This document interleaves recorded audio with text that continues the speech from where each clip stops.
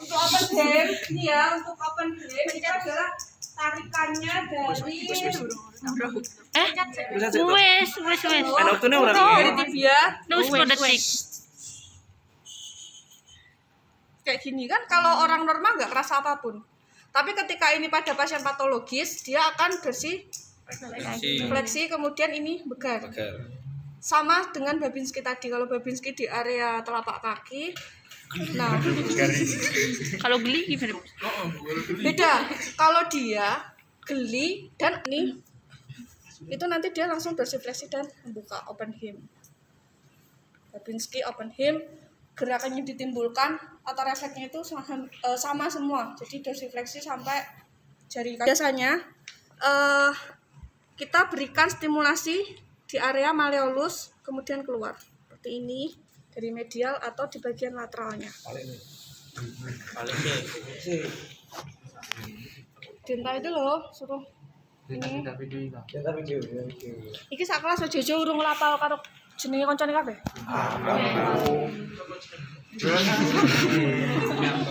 Seperti ini ya.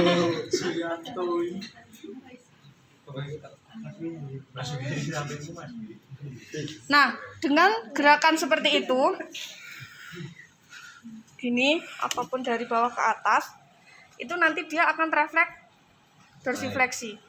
Itu medial sama lateral sama aja. Sama aja, kalian mau cari di bagian medial juga, tapi biasanya paling efektif itu bagian lateral. Iya. Jadi kalau dari sini, dari bawah itu. dari bawah. Itu juga open hem. Oh bukan, ini udah cadok. Open hem itu tadi di tibia ya, yang dari atas ke bawah. Wah, ini sudah pindah ya teman-teman. Namanya udah cadok, bukan lagi open hem ya. Ataupun dari atas ke bawah juga bisa. Intinya kita mencari refleks yang ada di sini. Jadi gerakannya mau dari atas ke bawah, bawah ke atas boleh. Sama aja. Dia nanti refleksnya yang ditimbulkan dia otomatis akan gerak dorsifleksi. Ya enggak langsung set gitu ya, enggak langsung set gitu enggak. Tapi akan timbul gerakan dorsifleksi. Nah itu bagi orang awam bahwa udah bisa gerak, alhamdulillah. Itu adalah refleks patologi, salah. Refleks itu harusnya enggak timbul. Orang normal timbul, tidak.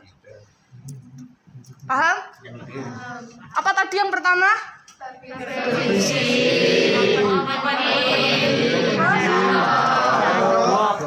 Berikutnya adalah gordon. Gordon ini adalah remasan di area calf muscle atau gastroc. Jadi ketika kita peras seperti ini, dia otomatis akan dorsifleksi, tapi dorsifleksinya kuat. Langsung dek. Kalau untuk pemeriksaan ada juga pemeriksaan calf muscle tuh, itu adalah refleks Achilles coba tuh Bro. Agak gantung leh. Iya ya. Agak miring sini. Agak sini. Nah. Lemes. Kakinya lemes. Ini lemes ya, jangan ditengah. Tuh. Dia pelantar kan normalnya? Iya. Tapi dia enggak ngeliat. Pelantar kan? Ada enggak Din? Salah orang. Din kelihatan enggak? Kelihatan. Pelantar kan dia? Pelantar fleksi. Dorsifleksi itu naik. Pelantar turun. Kalau pada kasus patologis ketika di calf muscle atau gastrocnya ini kita berikan pijatan atau remas, dia malah kalau normal harusnya kelihatan enggak?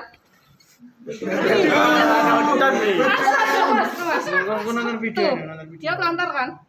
Oh, coba ono nih dhewe. Settingan ya. Kamu lihat. Iya enggak tuh. Kan dia pelantar. Dia ada gerakan ke pelantar. Lemes ya? Tuh, ya coba gerak. Ketok. Lemes. Settingan lemes ya, no. Tegang no. Kau nonton video ini. Nah, tapi kalau pada pasien patologis ketika calf muscle-nya diremas dia malah dorsi. Dorsi itu ke sini. Ya. Berarti kebalikannya, Bu. Balikannya. Apa yang pertama tadi? Open.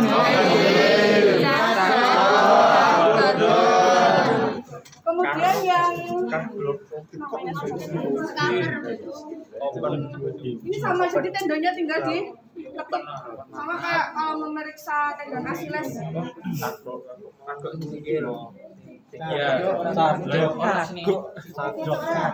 Cadok.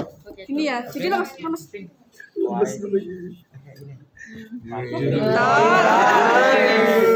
Pasien yang sangat ini ya. Ini siapa?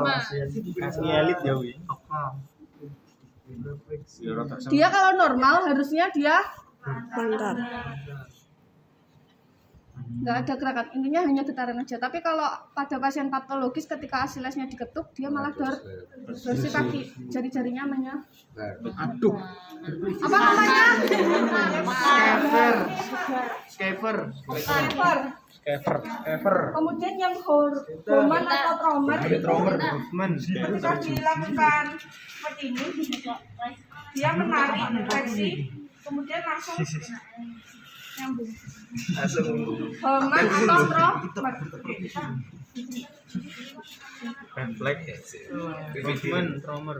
Jadi ketika kita berikan tekanan seperti ini, dia langsung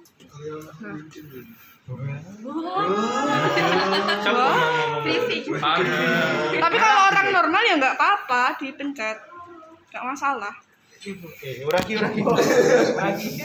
Nanti kalau ketemu pasien dengan upper motor neuron, bisa refleks patologisnya udah keluar belum? Kalau keluar artinya apa, Bu? Ya berarti sudah terjadi mulai gangguan pada impuls dan juga saraf-sarafnya.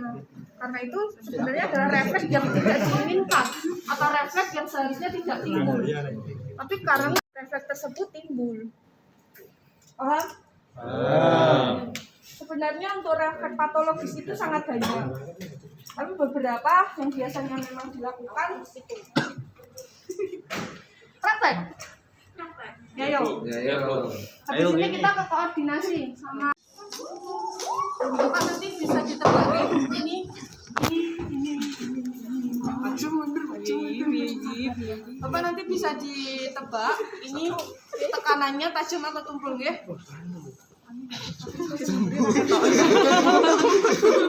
Biasanya kalau ada pasien yang mengalami hemiparese, lesi seperti itu, dia tidak bisa membedakan. Dipegang saja dia nggak kerasa, dipegang, dia nggak kerasa sama sekali. Atau bahkan ketika dilakukan pemeriksaan tajam atau tumpul ini, seperti ini, kerasa nggak bisa bedain, rasanya kebal aja. Kayak kalau kalian tuh kesemutan yang sampai keringin banget, itu kan kaki kalian kadang nggak bisa ngerasain. Nah, rasanya kayak gitu ketika dilakukan pemeriksaan tajam tumpul ini, dia nggak bisa. Kalau luka berdarah juga nggak ngerasain.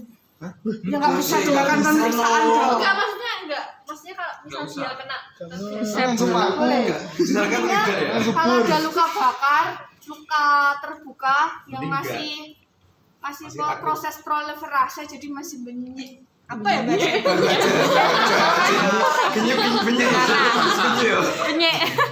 Benyik ataupun masih ada darahnya, itu nggak boleh dilakukan pemeriksaan taktil, karena untuk proses infeksiusnya periksa yang indikasinya dia mengalami lesi, mengalami kelumpuhan, ataupun ya nggak kasusnya kelumpuhan aja, stroke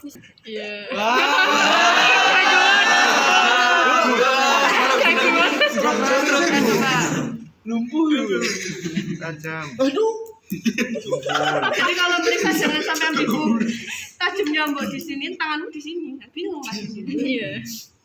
Ya gimana, nggak bisa bedain dong. Oke, tajam dulu. Wadah. Ya. Jadi nanti kalau pas ujian praktek lab Actino itu semua prasat, semua peralatan itu dijadikan satu. Kalian baca soal, tinggal kalian nanti eksekusi, kalian bisa ambil apa. Kalau di situ ada es, ada air hangat, kemudian ada wadah, ya berarti disiapkan tes sensibilitas. Bapak, misal pasiennya ini mengalami frozen shoulder gitu ya, ini di sini nyerinya. Pak bisa tutup mata terlebih dahulu, Oke, kita akan melakukan tes. Nanti silakan dirasakan nanti rasanya dingin atau hangat ya Pak. Oke, bisa kita tempelkan nih.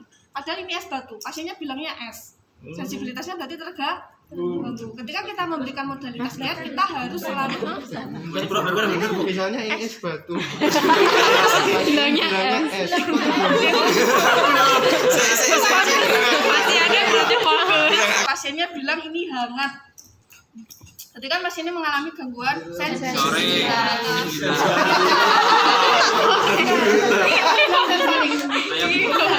Benar. Gangguan sensibilitas itu ke sensori, benar. Tapi kalau pasien bisa membedakan, berarti dia lolos sensibilitasnya, sensoriknya berarti bagus. Jadi nggak ada masalah, bisa dilakukan.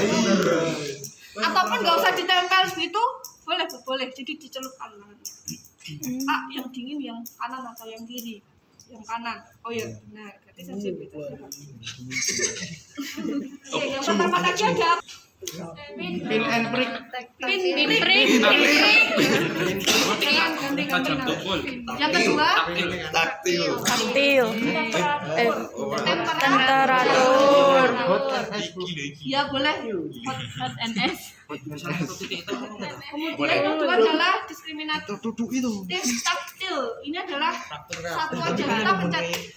Oke, Pak boleh pejamkan matanya. Oke. Saya sentuh ya Pak ya, nanti silahkan disebutkan itu sentuhan saya 2 titik atau 1 titik. Ayo. Ada tangan yang lain, Bu. 1.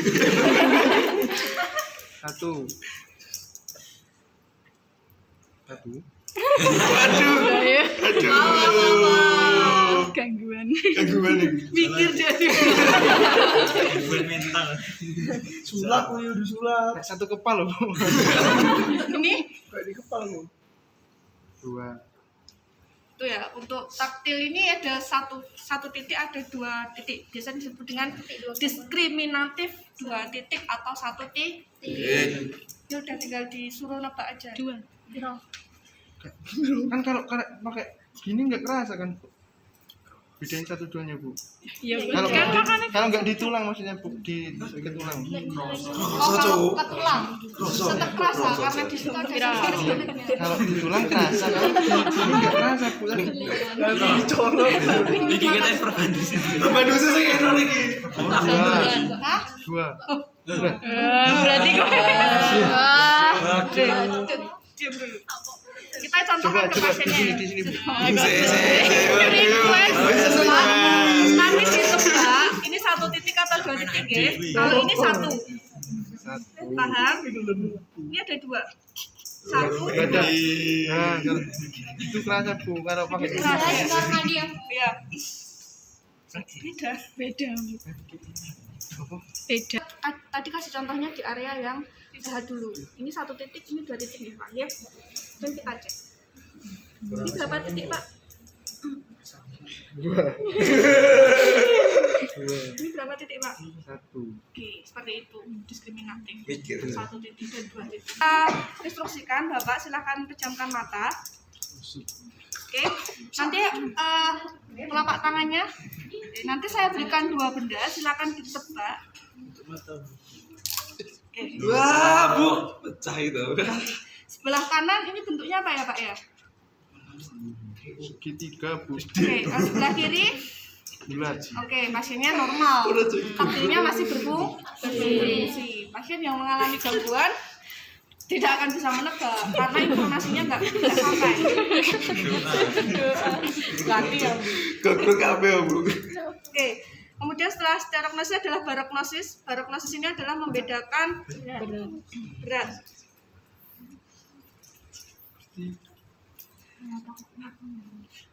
Oke Pak, boleh pinjam tangannya, dua-duanya. Mau membedakan bentuk yang ini membedakan berat. Untuk yang berat sebelah kanan atau yang berat? Yang kiri, Bu. Oke, jadi dia bisa membedakan berat dan ringan satu benda. Setelah itu, setelah barognosis dan stereognosis ada grapestesia. Jadi grapestesia itu jangan disuruh baca ya. Ini huruf apa? S, bukan seperti itu. Jadi di area yang mengalami permasalahan kita tulis misal di telapak tangan, di punggung atau di kaki. Oke, masih tutup tangan ya. Saya akan tuliskan Tutup tangan. mata. Tutup tangan. Jawab bebas ya. Waduh. Kurang minum nih. Jangan grogi. Apa kurang minum. Sama grogi. Oke, Ini bersih. Oh iya, bisa. huruf apa Pak? Pelan-pelan, Bu. Oke,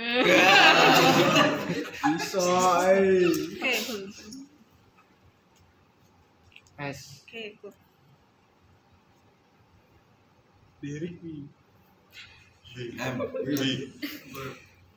M W Oh, dia bingung bedain S sama 2 bingung. Oh, 2. 2. Oke, kali ini berapa Pak? 1. Ih. Kan berapa? Berarti kan berapa?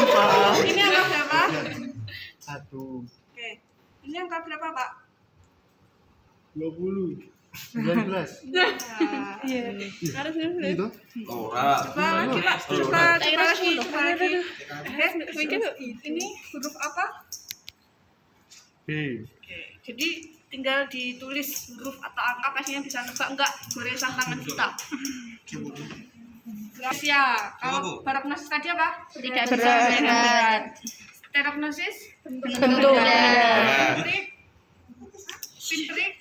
Ajam tumpul. Kalau temperatur ya namanya aja temperatur pasti panas dingin ya. Kalau taktil bisa diskriminatif 2 titik atau 1 titik.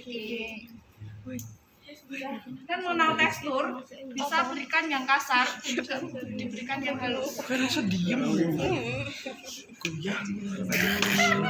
Sini ada tisu. Ada Tisu.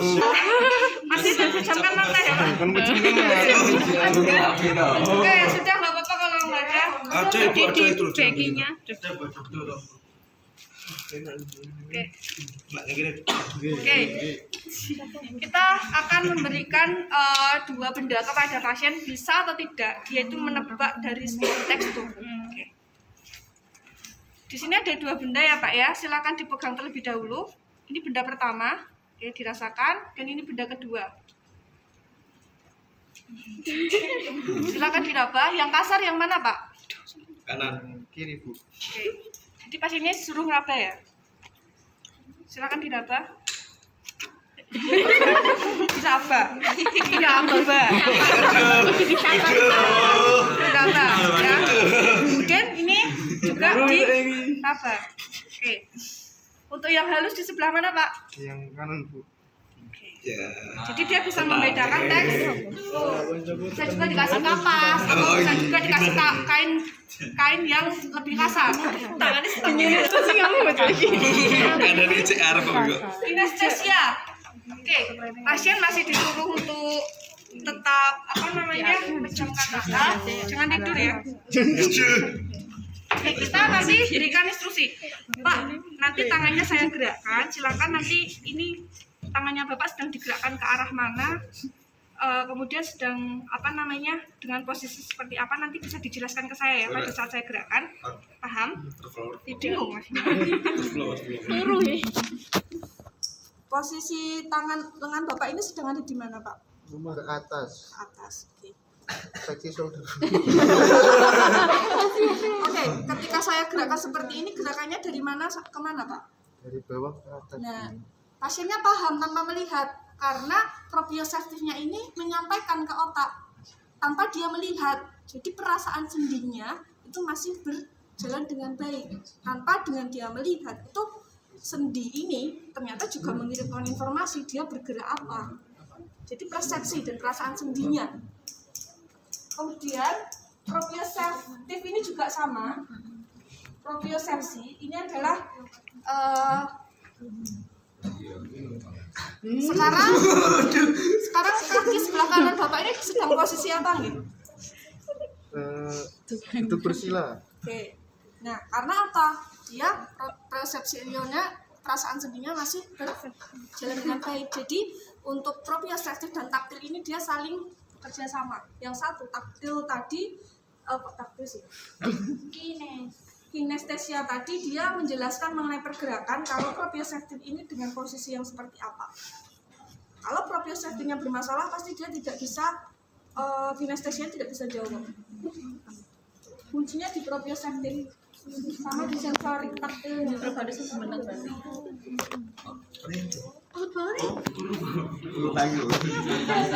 Kemudian yang selanjutnya itu adalah tes vibrasi. Biasanya pakai garpu tala. Kita nggak ada garpu tala ya. Garpu tala tahu nggak yang biasanya les nyanyi? Garpu tala. Tahu, Bu. Nanya dia, Bu. Garpu tala itu bentuknya kayak garpu. Tahan gitu. Kemudian nanti ketika dia garpu talanya akan getar. Getaran ini kita tempelkan di bagian persendian. Bisa di siku, di elbow. Getaran ini akan diteruskan ke taktil kita. Makanya pada saat itu taktil juga akan merasakan getaran dari garpu talanya. Coba video marah turun. Coba video mana? Jadi ini aku ya. Ini ya. Jadi dari diri itu kan kaki bawah. Ya. High heels. Hitam, hitam. Jadi dari telapak kaki kemudian, oke, jadi kaki satu ya. Itu menyambung dari telapak kaki sampai itu bisa tembus. Dia bisa mencerna perintah fisioterapi. Katanya dong video deh. Itu namanya alternate heel to knee. Dia untuk alternate finger to knee, fisioterapinya tinggal memposisikan. Cara yang seperti ini bisa semua.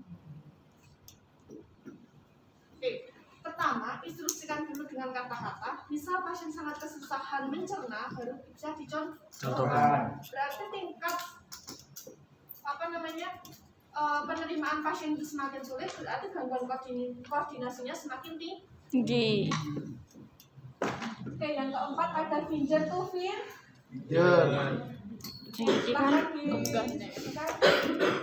Kemudian selanjutnya menyentuh jari disatukan seperti ini. Oh, kok gini ini. Lurus.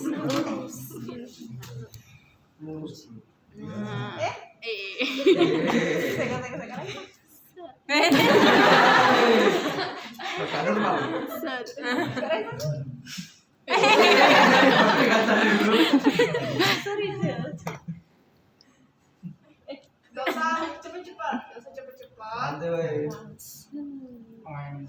Nah, Kalau cepet-cepet ya butuh ketepatan. Kalau ini kan orang normal, pasien yang koordinasi itu susah sekali untuk menyatukan jari-jarinya. Meskipun dekat pelan itu dia pasti kesusahan. kau ya. Kemudian finger kedua shoulder abduksi 90 derajat. Tadi belum ya? Udah. Finger tuh no sekarang. Shoulder Sang iki ngene. Kok enggak sih? Apa? Finger tunus. Jadi pakai tangannya langsung. Pengen brilian Kalau tadi juga. kan bisa terapi Tunjuk tadi. Nah, jadi bisa atau tidak? Silakan diinstruksikan gimana caranya bagi pasien itu seperti ini. Selanjutnya ibu menyentuh hidung dan jari-jari ibu sendiri ya, Bu. Coba dicoba, Bu. Saya dan finger opposition. Pasien menyentuh ujung ibu jarinya ke ujung jari-jari lainnya secara berurutan. Jadi langsung cepat ya. Posisi Kayak apa namanya? finger opposition. Finger opposition. Sisi. Yo mana biasa. Finger terapis pasien dan terapis dengan jari telunjuk diluruskan. Sengene to. Sengene lho. Pasien Ngene.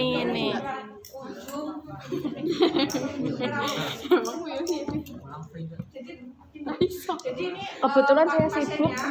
Kemudian terapis juga menggunakan jarinya. Jadi pasien itu suruh pegang jarinya kita terapis.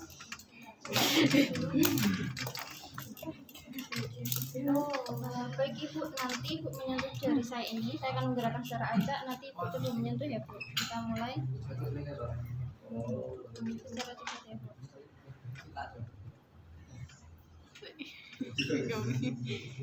Oke.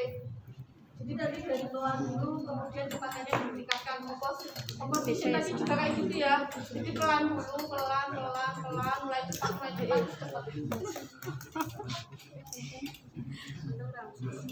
Coba kalian komposisi lagi nggak melihat? Positionnya oh gitu. Tapi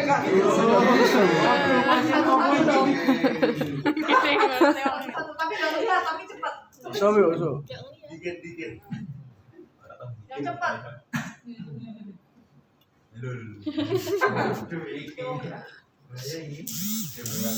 Kemudian bisa coaching.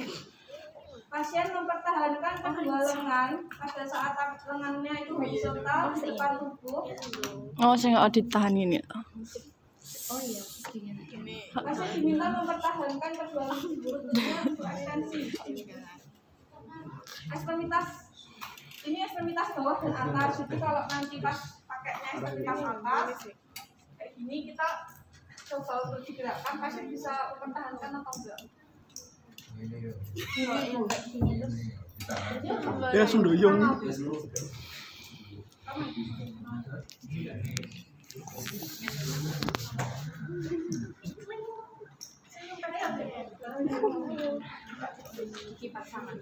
Satu apa dua? Ya Allah.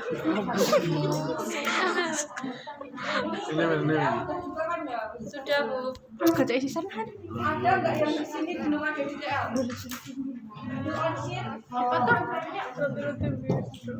Mas gas itu kayak apa? Nanti itu bikinin oposisi sama Sama. tapi di nomor 13 ada di bawah Di nomor berapa? 13. Yang kuat. Dia kalau di seperti ini. Tapi kalau untuk yang fixation tadi ini diluruskan. Oke. Kita tahan ke belakang. Jadi dia kuat atau enggak? Tapi saya lawan. Yang lawan. Iya. Kalau saya berikan tahanan kamu nggak ngelawan kan kamu jatuh. Iya. Makanya kamu harus berikan lawanan. Ya nggak sebadannya juga. Badannya dia yang maju, tangannya yang maju. Kepalanya Dia bisa maju ngelawan ya. atau enggak? Kan otomatis kalau kita berikan tahanan ke belakang, harusnya tangannya memberikan lawanannya ke depannya. Bedanya di situ. Sama juga yang di ekstremitas bawah, dia untuk mempertahankan posisi dari coba ke bawah. Dia kita Kelihatan di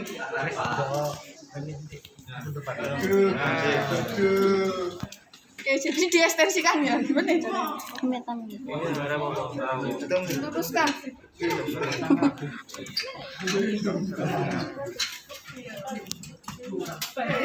Iya toh bocah. Lurus ke atas. Satu aja. Berikan tekanan gitu. Nah, pasiennya bisa tahan atau enggak? Kalau dia enggak bisa nahan, otomatis kan dia akan fleksi. Nah, dia bisa nahan atau enggak? Kering tuh ini. Tulang kering tuh ini, tibia. Jadi ini tumitnya dia menggeserkan. Kalau tadi kan dari bawah ke knee, hanya itu saja. Terus lurus. Hiltuni itu kayak gitu. Tapi kalau ini tadi dia naik turun, tapi harus pakai Mit. nggak boleh sampai telapak kaki. Tadi sampai telapak kaki boleh. Iya, Hiltuni sampai sini menyapu. Tapi kalau ini perintahnya harus pakai Mit. Jadi hanya tumit saja. Nah, terus turun lagi. Nah, seperti itu. Heel on Elon Shin. heel on shin. Kemudian saya menggenggam. Ketika saya menggerakkan seperti ini, nanti tangan itu juga seperti itu. Kemudian nanti kita satukan. Jadi langsung baru. Oke, coba silakan. Dicoba. Enggak, jadi ini. Oke, Aku mau gerakan apa? Telunjuknya kita pertemukan di tengah, oke? Jadi ketika saya bergerak ke depan, nanti telunjuknya juga bergerak ke depan, sehingga telunjuknya nanti kita akan bertemu di belakang.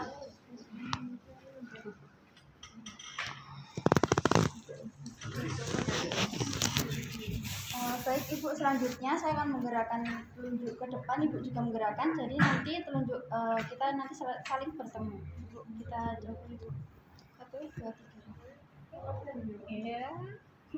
Bisa diganti di bawah, di atas, Oh, di bisa samping. duduk. Ya, pertemuannya.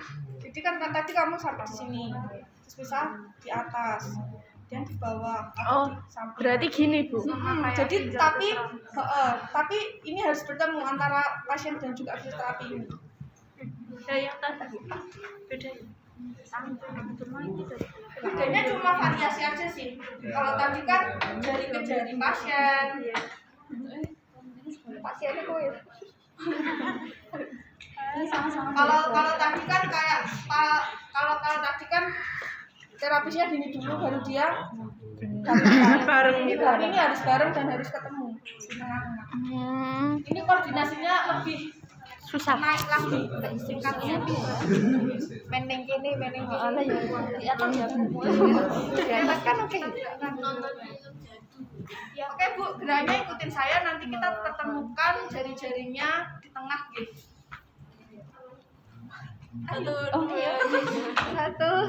2. Iya.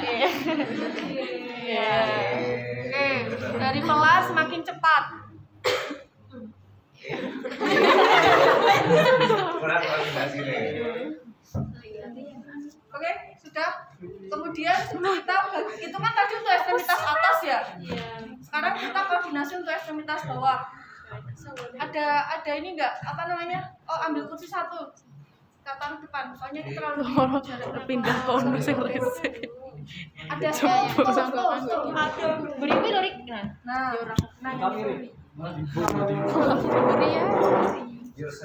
silakan duduk di kursi. Guna iki lho digone kursi. Ya nanti guna. Mengetukkan tapak kakinya tanpa mengangkat lutut dan tumit tetap menyentuh lantai. Diangkat lagi. Nah, gimana itu jangan lurus kayak gitu kakinya. Dibalik itu stolnya. Nah, ininya. Oh, kayak isek nah, mah. fleksi. Fleksi nih. Ini lu. Dia diangkat tumitnya tetap. Nah, jadi itu nggak sampai mengangkat kaki. Jadi kalau dia tapping itu coba diangkat kakinya sampai ininya ke atas. Tumitnya juga diangkat. Diangkat kabeh kaki. Nah, jadi nggak boleh.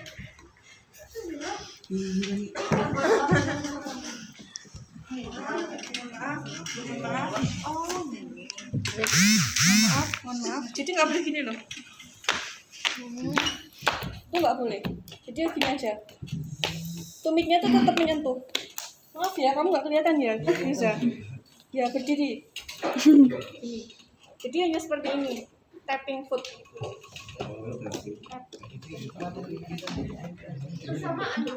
Samaan boleh, satu-satu boleh, mau variasi satu dulu boleh, dua-duanya boleh. Intinya koordinasi kalian tuh ke pasien nyampe apa enggak, mengikuti perintah atau enggak. Pak, jadi gini aja Pak, coba telapak kakinya diangkat tapi keduanya enggak boleh sampai meninggalkan lantai ya. Atau kalian periksa dulu, Pak, coba kakinya diangkat. Pasti pasien gini. Iya. Ya kan? Pak, sekarang diangkat tapi tumitnya masih nyentuh lantai. Nah, kalau koordinasinya bagus, dia konsentrasinya tinggi kan langsung diangkat seperti ini. Tapi kalau dia masih bingung, pasti gini. Tumitnya masih menyentuh lantai. Gitu ya. Mau satu-satu boleh, mau dua-duanya boleh, mau kakinya sebenarnya lurus kayak gini. Kalau kayak gini kan apa namanya? Angkat kakinya. Kan seperti ini. Intinya adalah tumitnya harus tetap di lantai. Pasiennya itu bisa mengikuti instruksi pasien. Duduk. Itu kan udah duduk, maksudnya. Oke, kemudian terapinya gimana ngarahinnya? Gini ya Pak, jadi nanti